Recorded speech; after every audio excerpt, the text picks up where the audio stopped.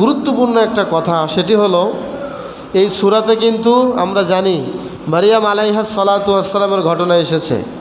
তো এখানে একটা বিষয় স্পষ্ট হয়ে উঠেছে, সেটি হলো একজন মা তার চরিত্রকে যত বেশি শুদ্ধ ও পবিত্র রাখবে, তার নেক্সট সন্তান জন্ম দেওয়ার ব্যাপারেও সম্ভাবনা তত বেড়ে যাবে।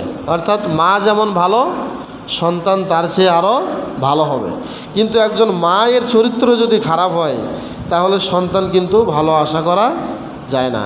আপনারা কি বলেন, এটা কি ঠিক না বা ঠিক?